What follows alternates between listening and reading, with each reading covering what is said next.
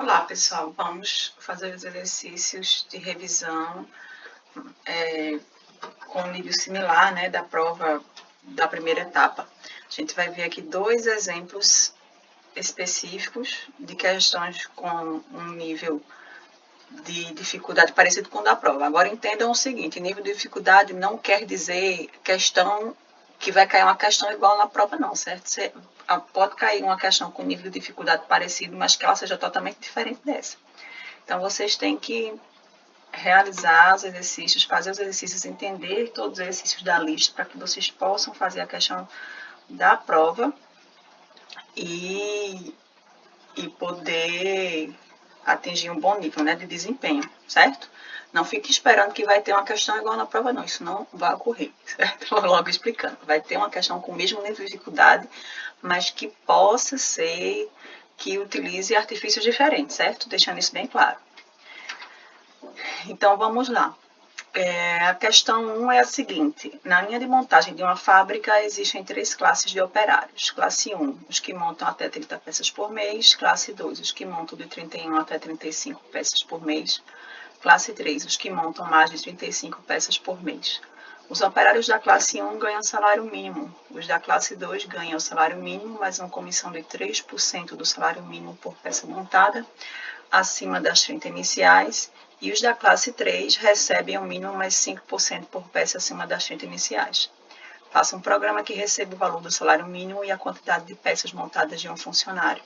No final, o programa deve calcular o salário bruto do operário, informando o valor ganho com comissão de acordo com a classe a qual ele pertence. Então, vejam, um erro clássico que normalmente se comete aqui é assim: a primeira coisa que vocês vão fazer quando vocês pegam qualquer questão é saber quais são os tipos de dados que vocês vão utilizar. Quem é inteiro, quem é real, quem é lógico, quem é caractere. E desses 4 tipos que são delimitados, quem vai ser constante, quem é variável, certo? Então, pronto. Lendo a questão aqui, já tem um erro clássico, né, que vocês sempre cometem, que é a questão de achar que as classes são variáveis. Não. As classes, elas são formas de processar os dados de acordo com valores específicos já mencionados na questão. Então, a classe O são os que montam até 30 peças, classe 1, né? A classe 3, por exemplo, são os que montam mais de 35 peças, certo? Aí, então, o que vai acontecer? Aí ele explica mais aqui: os operários da classe 1 ganham um salário mínimo. Então, a gente já sabe que classe 1 ganha um salário mínimo, né? Os que montam até 30 peças por mês.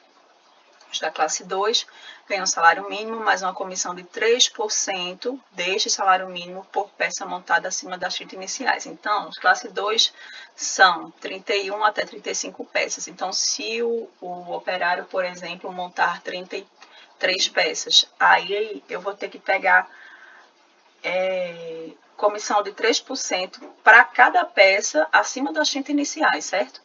Então, se ele fez 33, então eu tenho que fazer 33 menos 30, porque são acima das 30 iniciais, vezes 3% do salário mínimo, porque para cada peça eu vou atribuir 3% do salário mínimo. Aí, no caso, se são 33 menos 3, eu tenho 3 peças, vai ser 3 peças vezes 3% do salário mínimo, para poder ver quanto é a comissão que ele vai garantir acima do valor do salário mínimo, né, como bonificação pelo serviço dele.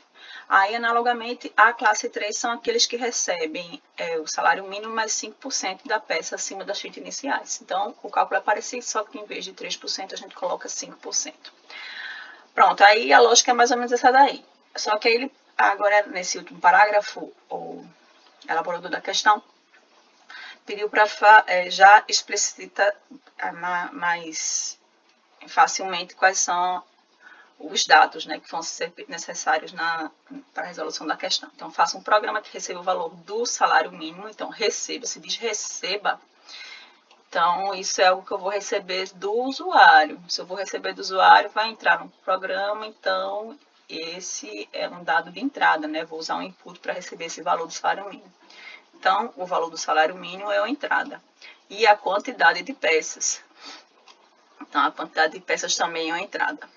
Montadas de um funcionário, né? Então, eu tenho que receber o salário mínimo e a quantidade de peças. Ao final, o programa deve calcular o salário bruto Então, no final é o salário bruto. O que é o salário bruto? É o salário mínimo mais a comissão. Do operário informando o valor ganho, aí ele explica agora, né, o que é o salário bruto. Informando o valor ganho com comissão de acordo com a classe ao qual cada operário pertence. Então, seguindo, a entrada vai ser justamente o que a gente tinha explicado, né, no slide anterior. Então, o salário mínimo vai ser igual a eval, input, dígito de valor do salário mínimo. Veja, eu estou usando o eval aqui justamente porque salário mínimo é do tipo numérico e o eval vai converter de caractere para número, né? Então, se o input recebeu lá um inteiro, ele vai converter e colocar em salário mínimo inteiro. Se o input recebeu real, ele vai converter e colocar no salário mínimo real. O salário mínimo é uma entrada. Assim também a quantidade de peças, porque vai ser através da quantidade de peças que eu vou saber se a classe é 1, 2, 3 ou 4, certo? Desculpe, 1, 2 ou 3. Eu vou saber. Então, eu não vou precisar digitar aqui, declarar a variável classe 1, classe 2, classe 3, isso não tem sentido. Porque o que vai definir as classes, são a quantidade de peças que o operário ele montou, certo? E aí vai ser tipo como se fosse um conjunto de regras. A classe, ela define um conjunto de regras que vai fazer com que eu defina o salário bruto. Então, sendo da classe 1, eu só faço o salário mínimo. Sendo da classe 2, o seu salário mínimo mais 3%. Por peça montada acima das 30 iniciais. E se for a classe 3, vai ser 5% por peça montada acima das 30 iniciais. Certo. Aí, como é que eu vou fazer, então, para poder delimitar, né, essa forma de calcular o salário bruto a partir do salário mínimo, dependendo da quantidade de peças? Aí, justamente, então, dependendo da quantidade de peças, eu vou utilizar o if para poder saber quantas peças foram montadas e, já que eu já recebi o salário mínimo e a quantidade de peças, vou poder, então, fazer o cálculo do salário bruto. Então, eu vou perguntar, se a quantidade de peças for menor que 30, certo? Se a quantidade de peças for menor que 30, quer dizer que é classe 1. Então, o salário bruto vai ser igual ao salário mínimo. Agora, no caso da quantidade de peças, ela estar entre 31 e 35, então o salário bruto vai ser igual ao salário mínimo mais, aí aquela conta, né? Tem que fazer quantidade de peças menos 30, que é acima das 30 iniciais, vezes 3%, né? 0,03, vezes o valor do salário mínimo. Porque aí eu vou, para cada quantidade acima das 30, eu vou calcular eu vou adicionar 3% de salário mínimo, né? Agora, se ele não for maior do que 30 e não for entre 31 e 35, isso significa que ele é maior do que 35. Então, vai ser o terceiro caso, salário bruto vai ser igual ao salário mínimo mais salário mínimo vezes 5%, né? Dividido pela quantidade de peças menos 30. Aí, esse 0,05 já é o cálculo feito, ou 0,03, né? Já é o cálculo feito automaticamente de 5 dividido por 100, né? Que é 5% vezes o salário mínimo. E aí, veja que nesse caso aqui, o mais indicado realmente o if, elif, else, e não somente um if aqui, um if aqui, um if aqui, porque as condições são excludentes. Então, o fato da quantidade de peças ser menor do que 30 já implica dizer que não é nem esse caso, nem esse. Ou o fato da quantidade de peças ser 33, por exemplo, já implica dizer que não é menor do que 30, nem maior do que 35, certo? Pronto, aí assim eu calculo o salário bruto e aí depois somente mostro na tela. O valor do salário bruto é no formato de float, né? Isto é, no formato de real, salário bruto. Então, é isso aí, a primeira questão, certo? Isso aí é um tipo de questão que vocês demoram 1h30 para fazer, né? E aí a gente explicou ela aqui em bem dizer 8 minutos, né? Mas é para vocês verem como é, né? Quando a gente treina, né? O quanto a gente consegue resolver a questão rapidamente, certo? Tem um raciocínio lógico mais apurado, né? Tudo depende da questão do treinamento, né? Do esforço, do estudo, né? Da prática. Pronto. Questão 2. O Banco do Brasil concederá um crédito especial aos seus clientes de acordo com o saldo médio do último ano. Fazer um programa que leia o saldo médio de um cliente e calcule o valor do crédito do cliente de acordo com a tabela a seguir. Imprimir uma mensagem informando o saldo médio e o valor do crédito. Aí tem aqui, dependendo dos valores do saldo médio, eu vou fazer um valor do crédito diferente. Então, por exemplo, se o saldo médio estiver entre 0,500, então o que vai acontecer é que não vai haver nenhum crédito. Se ele estiver entre 501 e 1.000, então eu vou pegar esse saldo médio e tirar 30%, né? Calcular 30% do valor do saldo médio. Se tiver entre 1.001 e 3.000, 40%, acima de 3.001, 50%.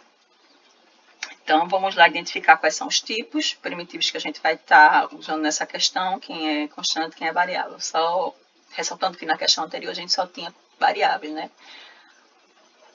Aí aqui como é que vai ser, né? Então, o Banco do Brasil considerará um crédito especial aos seus clientes de acordo com o saldo médio do último ano. Então, fazer um programa que leia. Se vai ler, então é o usuário que vai informar, né? Ou o saldo médio, então é o usuário que vai informar o saldo médio. Tem um cliente que calcula, se vai calcular o programa vai calcular, isso quer dizer que isso é uma saída. Calcule o valor do crédito, certo? Do cliente de acordo com a tabela a seguir. Imprimir uma mensagem informando o saldo médio e o valor do crédito. Então, pronto. Então, dependendo desses valores de saldo aqui que forem detectados, que forem informados pelo usuário, né, não sabe qual é o valor que vai ser inserido, a gente vai ter um valor do crédito diferente aqui, né, de acordo com esta tabela. Aí, 50 aqui, no caso, seria, 50 dividido por 100, né, que dá 0,5, né, e assim vai, 0,4, 0,3, para poder calcular a porcentagem. Então, vamos lá. A gente sabe, já viu aqui, por exemplo, que saldo médio é uma entrada, né? Porque o programa vai ler e tem que calcular o valor do crédito. O valor do crédito tem uma saída, o programa calculará. Então, aí saldo médio é uma entrada. Aí o que vai acontecer? Então, similar a outra questão, saldo médio ele é um tipo numérico, eu vou receber o input, o dado, né? Eu vou pedir para digitar lá na tela, digite o saldo médio do cliente. E aí o usuário vai informar um valor, um número, esse número vai ser convertido para caractere, depois da conversão de caractere vai ser convertido para tipo numérico, né, dependendo inteiro real, se vai entrar com decimal ou não. E este número ele vai ser guardado dentro da variável saldo médio. Então, se eu recebi, então, neste ponto aqui do programa, a gente entende que existe um valor do saldo médio já definido pelo usuário, né? Está guardado nessa variável, saldo médio em formato numérico, né? Então, aí a pergunta é saber qual é o valor, em que intervalo está, né, daquela tabela, como foi definido aqui anteriormente. Em que intervalo está a tabela aqui, para eu poder verificar como é que eu vou calcular o valor do crédito, né? Porque, por exemplo, se o valor estiver nesse intervalo, eu já sei que vai ser 40%, né? A gente vai ter que saber. Então, se vai depender, o cálculo vai depender do valor, né, do saldo médio, né, dependendo de que intervalo tiver, então a gente vai ter que usar, da mesma forma que na questão anterior, o if, elif, else, né? Então, vou perguntar a primeira vez. Se o saldo médio tiver entre 0 e 500, então o crédito vai ser 0. Por quê? Porque na primeira vez, de 0 a 500 não tem nenhum crédito, então o crédito é igual a 0. Se não, aí eu vou perguntar, está entre 501 e 1.000? Se estiver, então o crédito vai ser igual ao saldo médio vezes 0,3, né, que é 30%. Se não, está entre 1.001 e 3.000, aí o crédito vai ser igual ao saldo médio vezes 0,4, que é 40%, e se não, o crédito vai ser igual ao saldo médio 0,5, vezes 0,5. Aí veja que aqui, como na questão anterior, o fato do saldo médio estar nesse intervalo implica dizer que ele não está nos outros intervalos, e é por isso que eu não vou fazer if. Eu tenho que fazer if, elif, else, porque quando ele entrar não, ele já exclui os outros, né? E o if ele vai ficar procurando todas as opções. Ao mesmo tempo, eu não vou poder usar o else, né?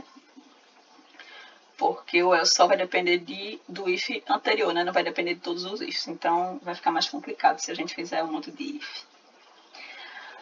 Aí, no final, dependendo dos intervalos que forem detectados, o cálculo do crédito vai ser feito de uma forma específica, e aí, então, eu vou poder mandar imprimir na tela. Print o valor do crédito no formato de float, né, no formato de real, que dividindo, multiplicando por 0,5, 0,4, 0,3, não importa o valor que foi entrado aqui, né? Se for inteiro real, ele vai terminar real, né? Vai imprimir o que? O crédito que foi calculado nesse if, elif, else. Ok?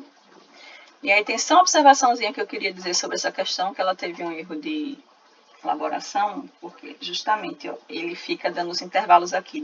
O saldo médio, ele, como é é uma simbologia do valor que tem na conta, né? Aí ele tem que ser do tipo real, porque tem a parte decimal, né? Os quebrados. E aí, então, eu tenho aqui, se ele tiver entre 0 e 500, nenhum crédito. Se for entre 501 e 1.000, aí veja. Mas e se o valor for 500